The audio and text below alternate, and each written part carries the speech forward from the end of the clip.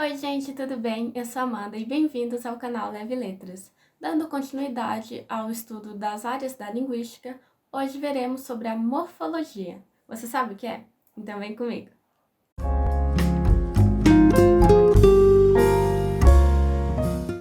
A morfologia integra disciplinas que estudam as línguas naturais, e ela frequentemente é definida como a área que estuda a forma e a estrutura das palavras. Para o estruturalismo, a morfologia é importante porque tenta explicar como reconhecemos palavras que nunca ouvimos antes e também explica e dá para analisar os morfemas que compõem cada língua do mundo. E quando falamos de morfologia, a primeira coisa que pensamos é em palavra. Definir palavra não é uma tarefa tão simples assim quando vamos para o campo da linguística. Mas o que é muito aceito por eles é a definição com a análise sintática. Então, dessa forma, a palavra ela é definida como um conjunto de sons que pode ser usado em qualquer posição sintática na frase e que ela sozinha corresponde a uma resposta a alguma pergunta, por exemplo. Dessa forma, podemos citar, se eu te pergunto, você trabalha? E você responde, trabalho? Essa resposta trabalho está respondendo uma pergunta e, se fosse numa frase maior, poderia ser deslocada em diversas posições. Assim, então, define-se palavra com esses critérios sintáticos, porque se encaixaria melhor e seria mais aceito em qualquer língua do mundo. Então, a palavra é a unidade máxima da morfologia e que pode ocorrer livremente dentro de uma frase, né? Dependendo da sua posição sintática. Mas, para formar a frase, veremos então o seu mínimo aspecto, que como vimos na fonética, fonologia, né? Temos a mínima unidade que não tem significado, os fonemas, os fones, e aqui a mínima unidade que tem significado, que no caso são os morfemas. Então, os morfemas são as menores unidades abstratas e significativas que compõem uma palavra, e elas se dividem então os morfemas lexicais e os morfemas gramaticais. Os morfemas lexicais contêm significado. Por exemplo, a gente estuda lá no processo de formação de palavras, né, os sufixos, os prefixos, e são, então, morfemas lexicais que podem aí se combinar para formar novas palavras. E os morfemas, então, gramaticais correspondem a um item gramatical, alguma função, como artigos, preposições, que fazem essa ligação entre palavras. Assim como na fonologia temos os alofones, que é uma variação de um mesmo fonema, aqui temos os alomorfes, que também é uma variedade de variação de um mesmo morfema. E essa variação ela pode se dar tanto por um condicionamento fonológico, que isso é particular de cada língua. Por exemplo, em português não se aceita terminar RS. Por exemplo, a gente fala bares no plural, né? E não bars, RS.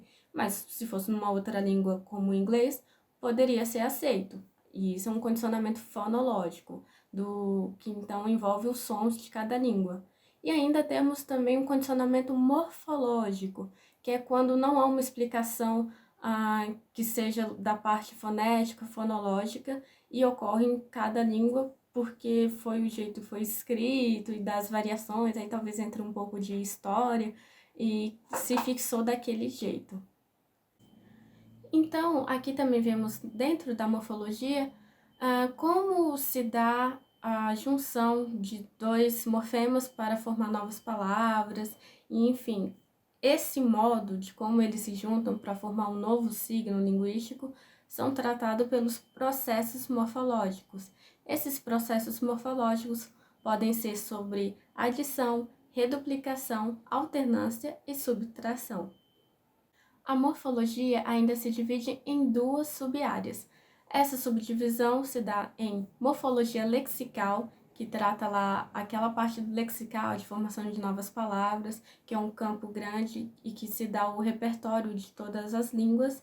E também aqui podemos observar o aspecto de mudança de categoria gramatical. Por exemplo, claro é um substantivo. E através de um processo aí de derivação, podemos ter clarear, vira um verbo. Então, aqui podemos ter essa mudança gramatical na morfologia lexical.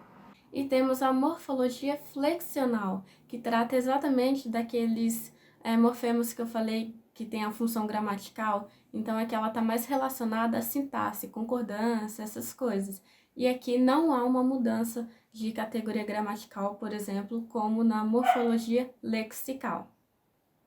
E a morfologia também é de grande importância para o ensino e aprendizagem de novas palavras. Por exemplo, se eu vou ter um contato pela primeira vez com uma nova palavra e às vezes ela tem um prefixo ou um sufixo e eu sei qual que é a ideia desse prefixo, por exemplo, a gente tem a ideia no português, geralmente o prefixo in e n, ele é uma negação. Então, se eu falo possível, eu sei que é algo que pode acontecer. Se eu falo impossível, tudo bem, que é escrito com M por causa do P, né?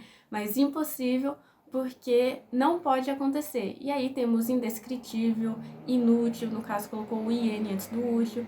Então, se eu vou palavras até do nosso idioma e eu vejo esse prefixo e eu tenho essa ideia, já ajuda pelo menos a nortear um pouco a noção do que é essa nova palavra.